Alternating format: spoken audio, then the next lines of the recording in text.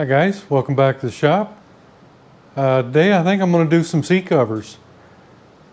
So I'll show you some differences in the ones that I've got. I can do the MX 125, which is a 72 I believe, and the 69 to 71, which covers the AT1 to CT-1, and of course I've got the TS250 Suzuki to do. So right now I'm going to concentrate on Yamaha stuff, and I'm going to show you some differences.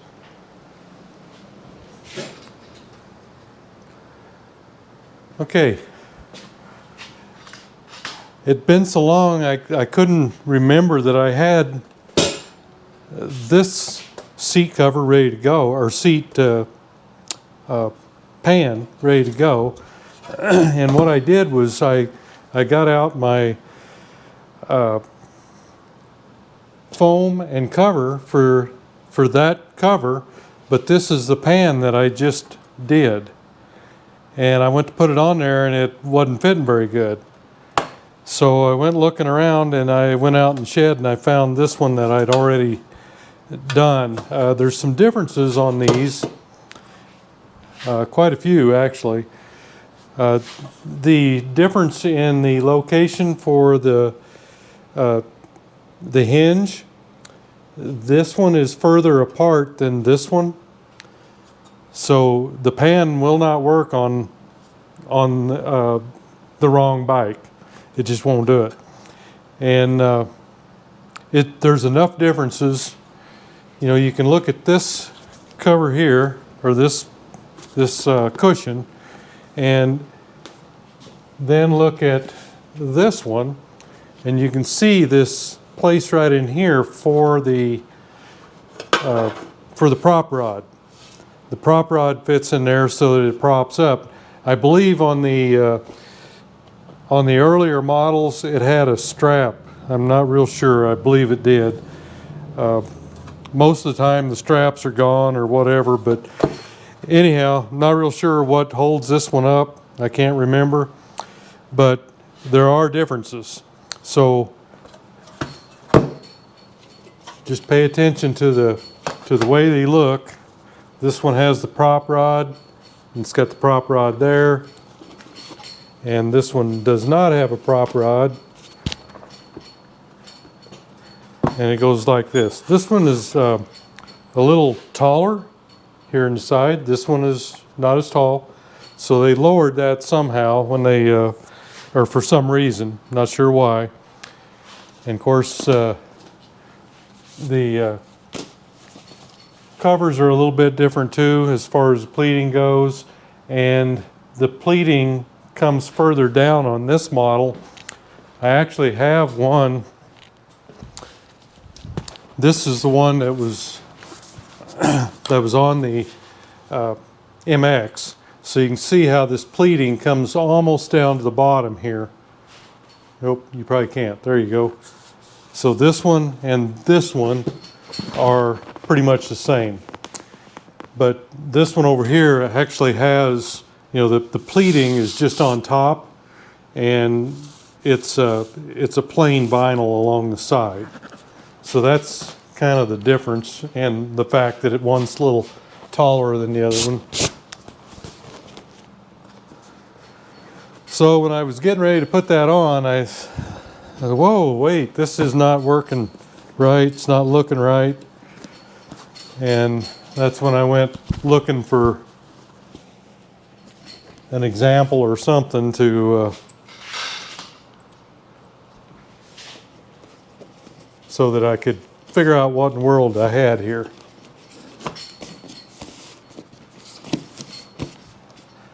So I'll probably just start on this one first. This is the one I need first, and then I'll go over to the 72.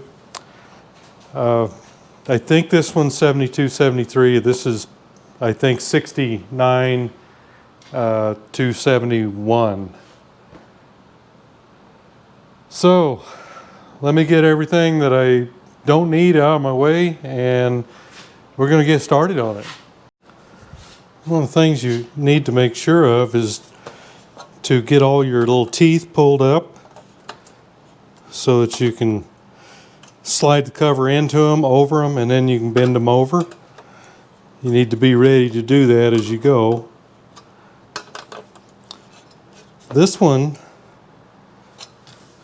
this whole pan, I didn't even remember when I did this one. I think I started on this before I even started doing YouTube videos. This one had been out in the garage or the shed for quite a while, and it's very good shape. It did have some rust on top here, and you can see that I pour 15'd everything, and but there's no repairs anywhere. This one you could see that it did have some pitting here, but it was all intact still. So this one's in really good shape, unlike most of them.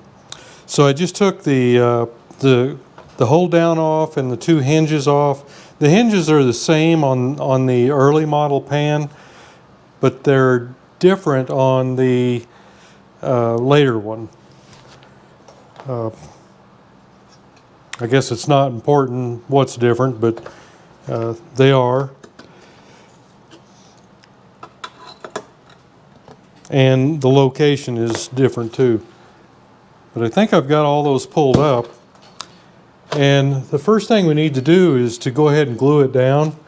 There's nothing that goes on here. So this is, I've cleaned up with soap and water already. So we'll just take some trim adhesive and go ahead and apply it to both surfaces. We've got this here that comes along the edge, so we want to make sure that that's held down too.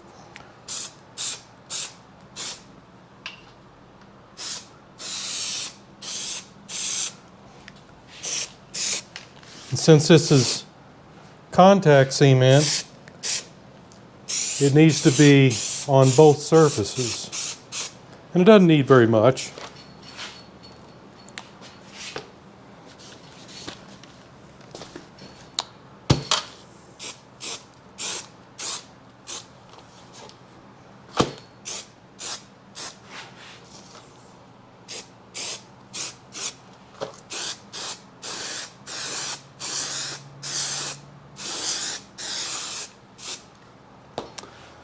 Okay, just give that a couple minutes to tack up, and then we'll go ahead and place it on there. Okay, should be tacky enough now. Let's see, what's the best way to do this? Maybe best to do it this way.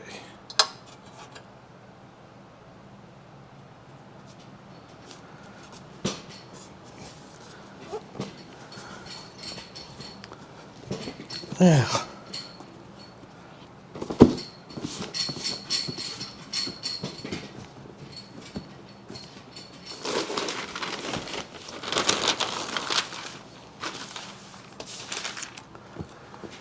Okay. I think we've got that pretty well positioned.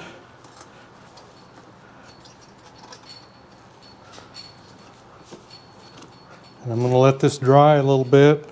And I don't want to put it back down on here, so we'll let it dry a little bit. And while I'm doing it, I'm just going to go ahead and glue the pad down on the other one also.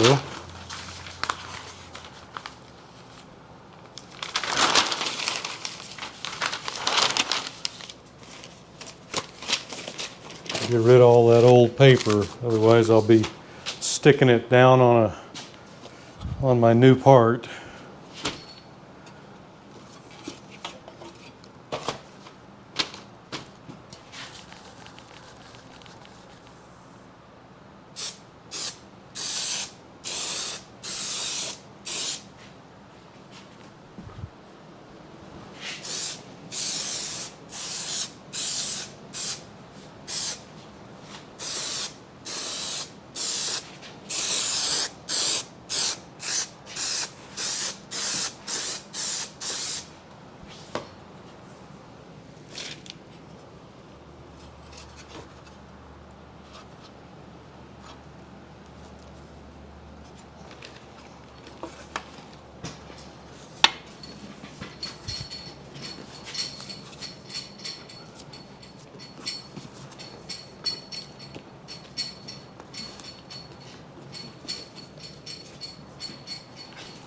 Okay, let that one dry for a little bit.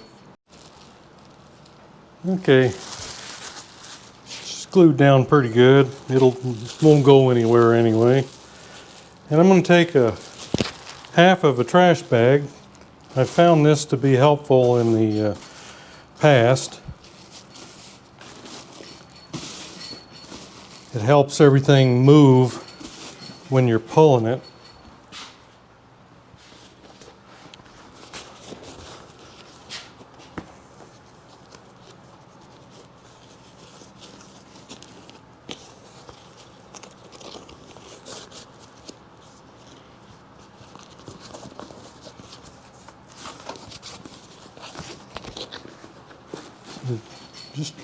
You've got to start somewhere, whether it's the back or the front. I usually slide it over the front first. And all this extra trash bag you can get off later.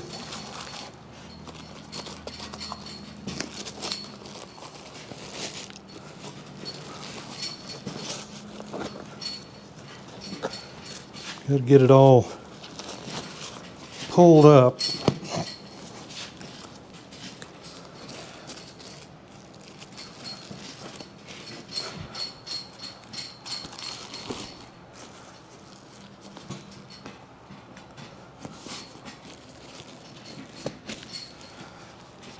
Yep, looks like it's probably gonna.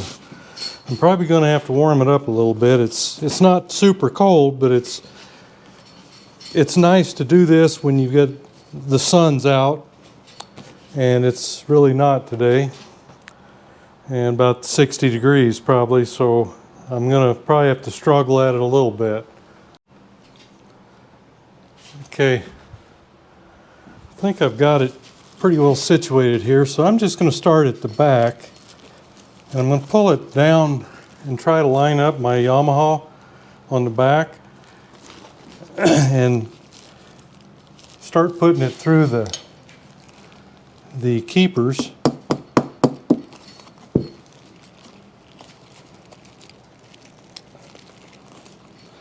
But you want to keep that sewn area kind of to the, right along the edge here.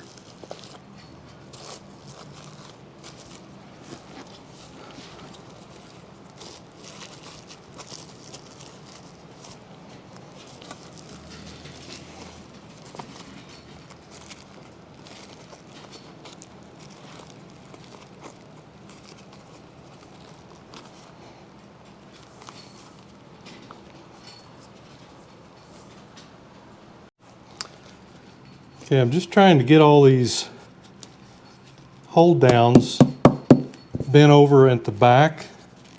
Try to get all of them the best you can, and try to keep your insignia centered.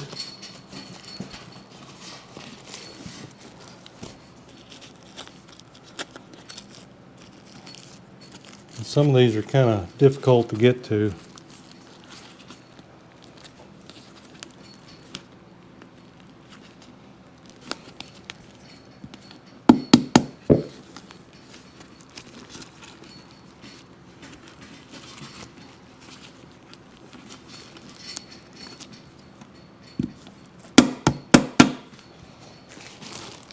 Just kind of keep working it back and forth.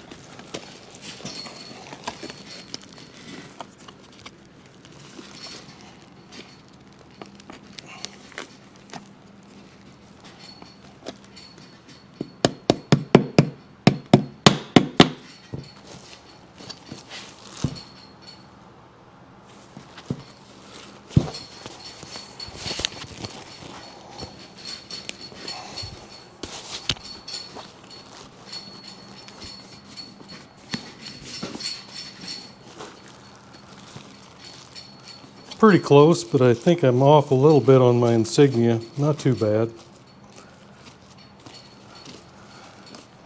Okay.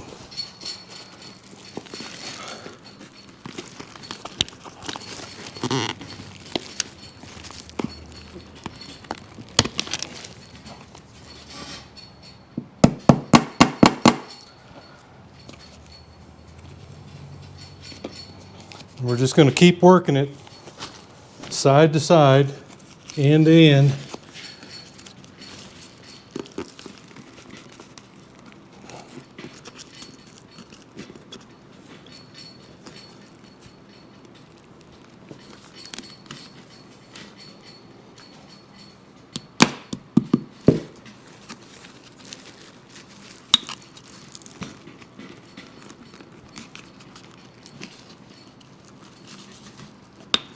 These are kind of wanting to bend back down on me.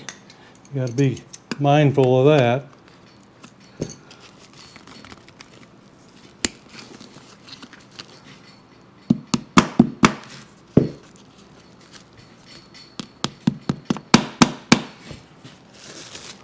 And you can trim this plastic a little as you go around too, to keep it out of your way.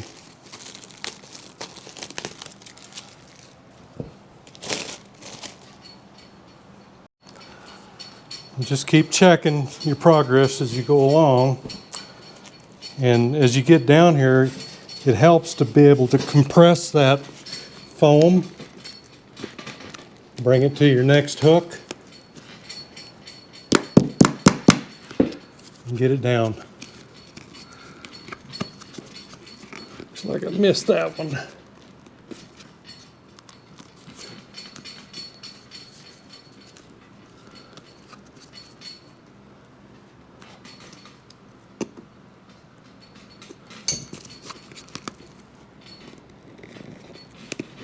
There it is.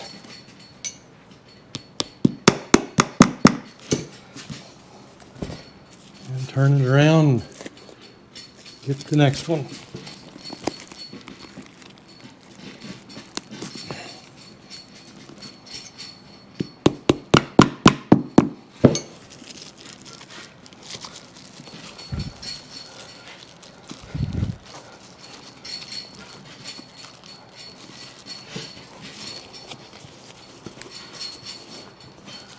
We'll have to do a lot of compression on the front.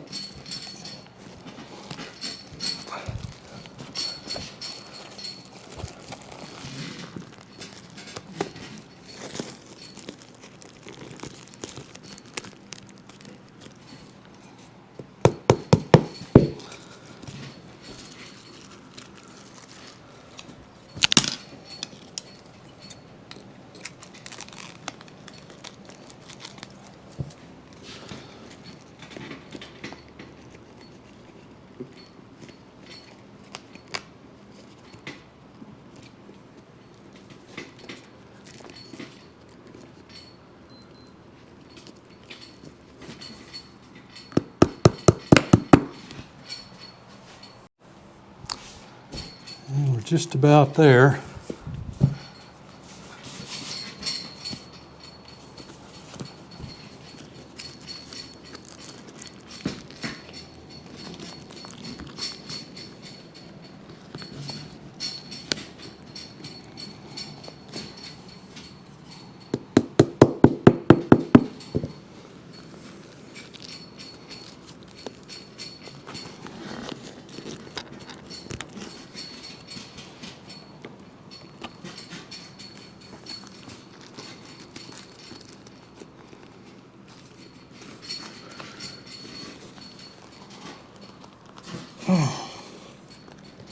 Well, sometimes it's hard to get it to perforate that.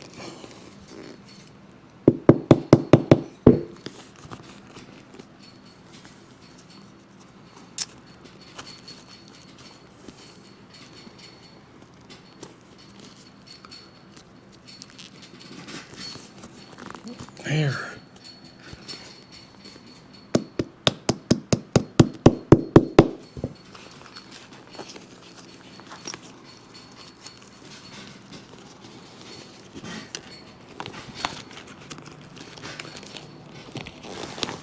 It's just a lot of pulling and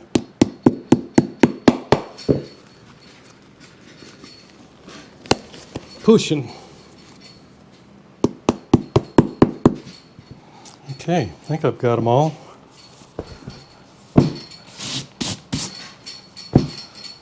So it looks pretty good.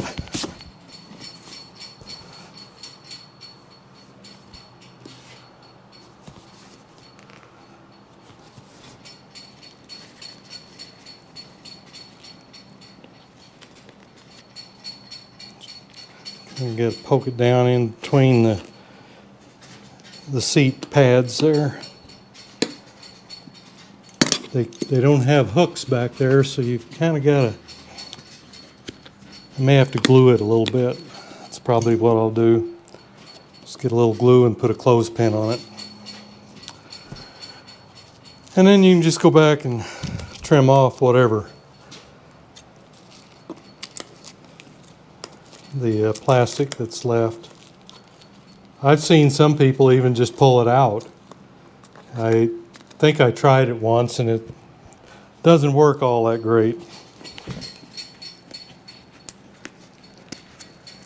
Well, that one there kind of come undone.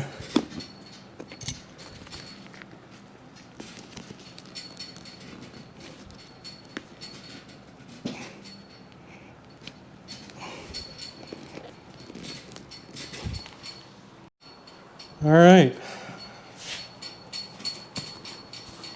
I'm not going to tell you it's not a struggle, because it is.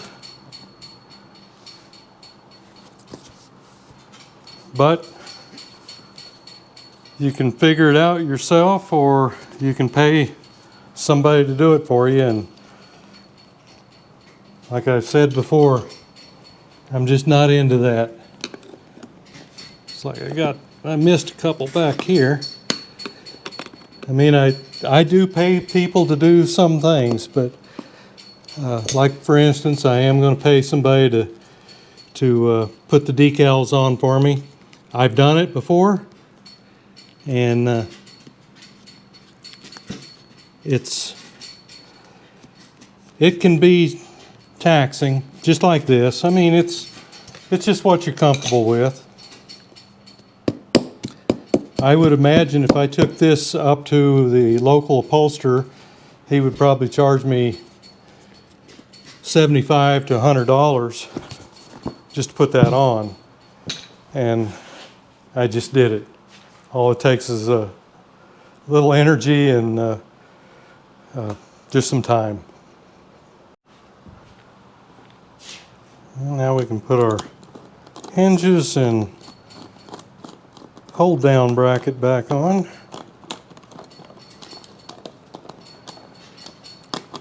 And probably on the hinges, just kind of leave them a little loose until you get the pins in. It helps.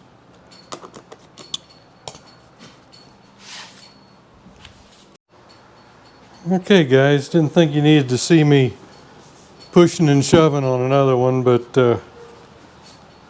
this one turned out pretty nice. Just like the other one, just a little bit different in design. I do have a problem though, and I think I knew this, but I didn't think about it. When I was talking to you guys about this area here,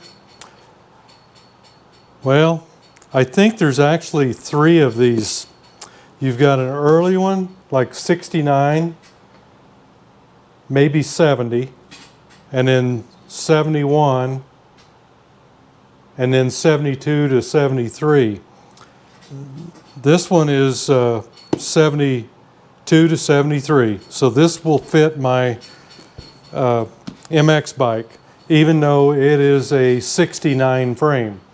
If I was thinking, I probably would have done things differently, but I really wanted the 72 gas tank on the MX because I wanted a 72M. So the problem is this one here should also have this. And I've got another seat pan out there, probably the one I need, but it's in really rough shape. So instead, what I'm going to do is I'm going to cut off the piece that goes in here, which means I'm going to have to cover things up a little bit. This right here is my problem. The hinges are located right, and the latch is located right, it appears. So this is the only thing that I need to get rid of. So I'll put some welding blankets in here, stuff them in, grind the welds off. Like I said, you couldn't see anything. I'll stuff some welding blankets all around this so it can't damage the paint. And then I'll take my cutoff wheel and cut these two welds off and separate that and just give it a little shot of paint. I think that's the only difference there. On the, like I said, the 69 frame is on the 125 MX, and I actually had to relocate, I think it was the back hinge. I believe I had to move it back a little bit. So that's all done, and this is okay on it, but it doesn't have this anyway because it's a 69 frame. So if I'd have been thinking, I guess I would have, well, I don't know. I guess I just wasn't thinking. There's so many variances here. I know for a fact there's 3 different seat covers, or 3 different seat pans for the AT1 and the CT-1. So this is my best option right now, is just to cut this off, give it a shot of paint, and be done with it. The other one I've already modified to fit on the MX, so it's not a problem. And actually I think I remember thinking about it and saying, well, I'm not going to have any way to hold the seat up, but it's an MX. You don't need to get under there for the battery or anything. So if I need a strap or something, I'll put that on, but I don't think you're never going to pick that up.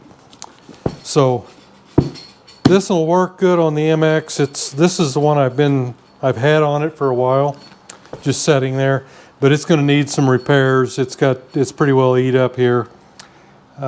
It's just on the hinge side there. But this one's ready to go for the MX, and this one is good to go. I just need to cut that slider off on top, and it should be good to go. But anyway, I think these turned out pretty nice.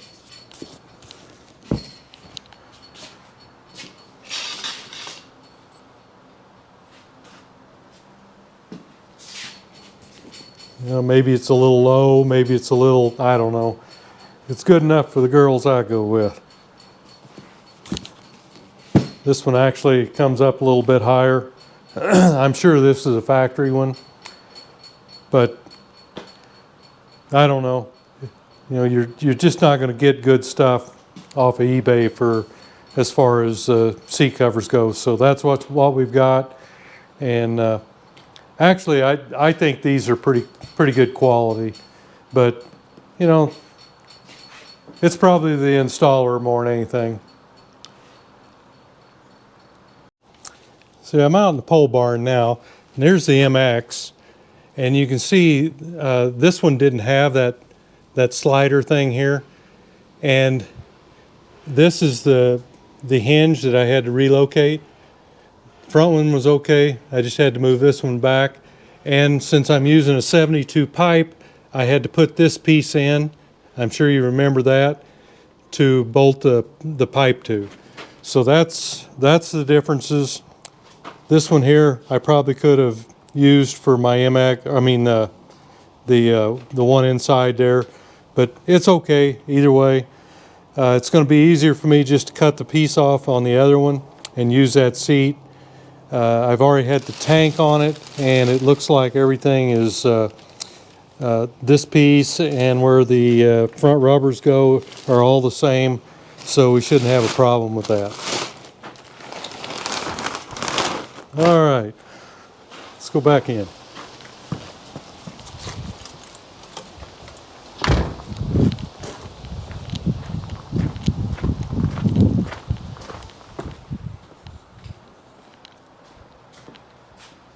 So that's what we're going to do. We're just going to cut this piece off. We don't need it, and if I need a strap to hold it, then I'll put one on, but I'm probably just not going to worry about it. I just want to show you the relationship of the tank and the seat here. I've got this pretty well where it belongs up in the front.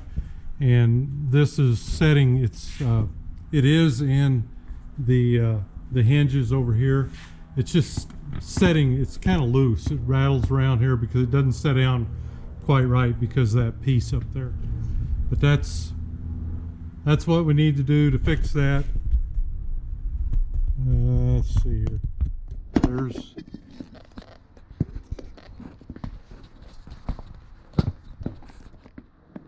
there it's hooked in where the hinges go, and the latch goes right here. And I also went over, let's see, let me get the seat off. Apologize here, I'm trying to do all this freehand. And the oil tank, all that stuff fits.